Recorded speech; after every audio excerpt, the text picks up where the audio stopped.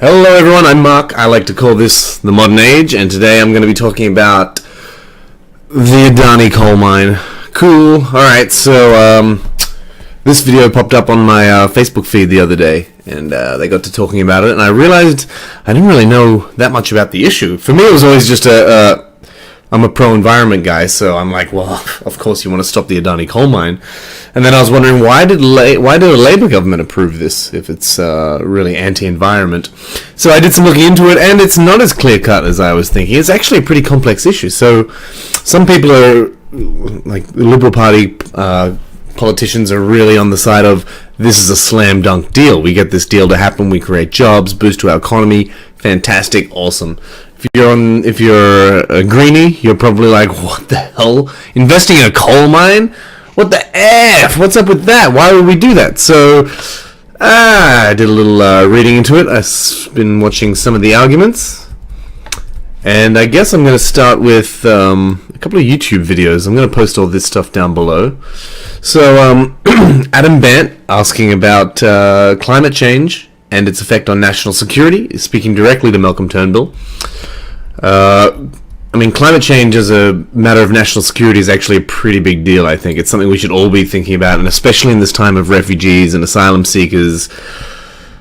It's only going to cause more problems as the planet keeps warming up, and there's more environmental disasters, droughts, all that kind of stuff. That's something we really need to talk about. Of course, our glorious leader, Malcolm Turnbull, he came back with... There's basically two assertions coming from the Liberal Party on this.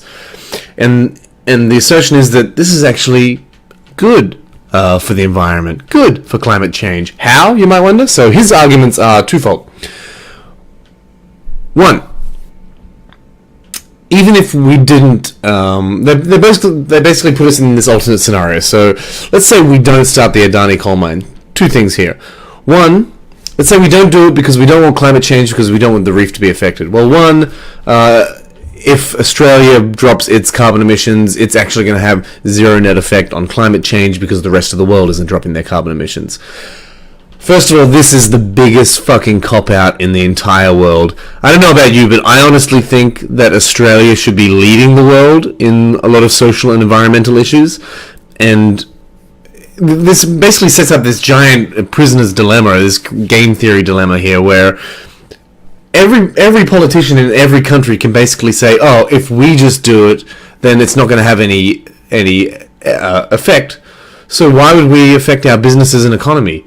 Why would we take a step down when nobody else is doing it? So basically, everyone is in this position where every leader of every single country can make this argument, and then nobody ever has to do anything, because the world needs leaders, and we need countries to step up, and there are countries stepping up, especially over in Scandinavia, and I don't see why we're not following them on environment. Not even following them, we honestly think we should be leading the world. We are in such a advantaged position in Australia, and we have such a great country. I don't know. That's to me, that's the worst argument. And his second argument isn't that great either. So his second argument is, we have the cleanest coal in the world. So if we don't export this coal, they're going to be getting coal from elsewhere. And again, this is true, but there's so many, there's reasons against it. So, first of all, my very first thought is, we'll go back to this leadership thing. What kind of terrible incrementalism is this? Trying to claim it's good for the environment because we'll be pumping hundreds of millions, and look up the Wikipedia article, I'll link it down below, hundreds of millions of tons of carbon into the atmosphere every year, and he's passing it off as good for the environment. I can see what his argument is, but we need to set into place these environmental issues, so we need to make it less attractive for people to keep investing into coal and into thermogeneration of power rather than renewables. And this is the whole speed bump here, because there's all this infrastructure in place for fossil fuels. It perpetuates this idea that fossil fuels are cheaper. Well, it's not. In Australia now, renewables are cheaper for here. But this isn't about here. This is about exporting, and it's about a global thing. So his real argument is about the economy, what he wants, and what the Liberal Party want, and what the Labour Party want. So this is pretty close to bipartisan here. is they want the jobs. So this is the big argument. Queensland, Northern Queensland, Central Queensland is having a huge unemployment crisis, and something needs to be done. And the representatives from those areas and their constituents are just going to be screaming about jobs. So if you watch that video, and I'll link it down below, of the Richard Di Natale, let me bring that picture back up again. Do a little digging here. So this video. So one of the things they brought up is that this mine will actually cost jobs. This is where it gets a little bit complex. So there's 70,000 jobs or thereabouts in hospitality and tourism up and down the Queensland coast. And a lot of that is based on the Great Barrier Reef. The Great Barrier Reef is bleaching, it's dying. We don't want that to happen. We need to do something about it. If that happens, these towns will absolutely be decimated. So is it going to cost jobs? Well, if we continue to perpetuate climate change, yes, there's going to be huge socio-economic problems up these areas. But if Australia doesn't do anything, then nobody's going to do it. Why should we do something when nobody else is going to do something? Exactly. That's why we need to be more aggressive on combating climate change and in approaching diplomacy to reach agreements with the rest of the world so that everybody. The solution to that isn't we're not going to do it. The solution to that is let's entreat other countries to do it. He's just taken the completely wrong. That's Turnbull. That's not these two guys. He's taking the completely wrong solution to that. Will it cost jobs in the future? Obviously, if that becomes a problem, we're going to be having, these are seaborne coal transportation here. So these are going to be big ships coming in and out, going up and down the Great Barrier Reef. I'm not sure exactly what effect that'll have. It's not going to be a good one. I can imagine, on the bleaching of the reef. There's other environmental issues, the water in the area, there's endangered species in the area. Overall, I don't think the Liberal Party have a leg to stand on environmentally, and as far as jobs are concerned, it's a tough one. So Adani initially promised 10,000 jobs. Well, let's get back to the environment for just a minute. So there was an environmental report issued. So this environmental report was by envirojustice.org. So take from that what you will. I'm not sure on who they are. I'm not sure on how credible they are, but they issued a report, and the report reaches many conclusions. I'll link it down below. It's well worth a read. So the conclusions come to this is one part of the report. So because the Adani Group's operations are so entwined, so they analyze the Adani Group in India, their environmental record in India. We argue that the environmental harm caused by the Adani Group companies in India and their breaches of environmental approvals demonstrate that Adani Mining Pty Ltd is not suitable to operate in Queensland. So basically, this is a company that has had many complaints filed against it. And when you hear Liberal ministers talk about this, they say, the 6 years Adani have been operating in Australia, they haven't caused a problem. I don't know. This report is just food for thought. They don't seem like a great company. There's another issue as well with... they've created a tax haven, so a lot of the reported... income and tax benefits to the state economy are going to be going to this offshore tax haven. Not a huge amount, but it's very obviously set up to go through a loophole so that the owners of Adani are going to be enriched no matter what, even if the project becomes non-financially viable. And let's talk about that for a second. How is investing in a giant coal mine in this day and age, with so much talk about global warming and renewables, how is that financially viable? Well, you'll see if you go to the Wikipedia page, link down below. Basically, every bank that normally invests in these things has rejected them, so the government is going to help them out. So, let's go back to jobs. So what happens if this mine folds? I don't know what happens to the jobs. How many jobs did Adani promise? Let's go and bring up a little image here. Number 8, I should have this labeled as. Alright, so, how many jobs for construction and operational? So this is from the ABC. The company predicts the first stage of construction will provide more than 500 positions, mainly for planners and engineers. Pretty good jobs. Once operational, it is estimated the mine will provide 2,500 to 3,000 full-time jobs. they're probably going to be pretty decent paying jobs, so that sounds pretty good. Adani has estimated the entire project will create 10,000 jobs through direct and indirect employment.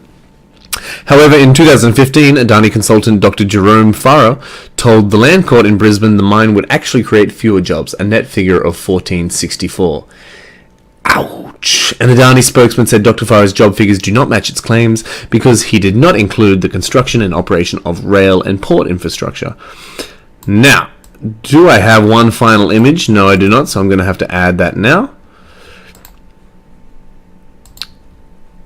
I'm going to bring this up because the Queensland government are claiming a different figure.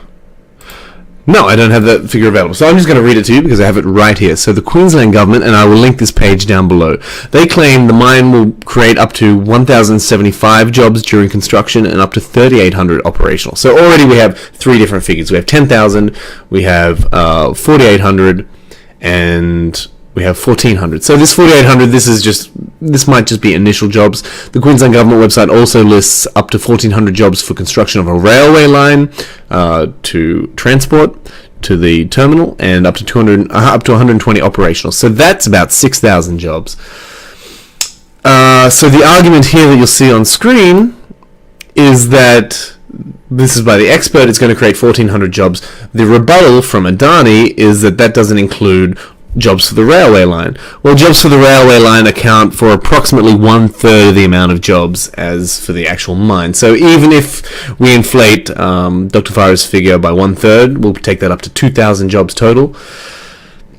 It's still a far cry from the 10,000. Let's bring this down. Let's get rid of this. I'll just leave it in the background. So that's a far cry from the 10,000 jobs promised. So now we're looking at, let's just say, for argument's sake, 2,000 jobs. They're going to be 2,000 good paying jobs. And at the cost of, $1 billion investment by the government. It's probably going to be in loans and those kinds of things.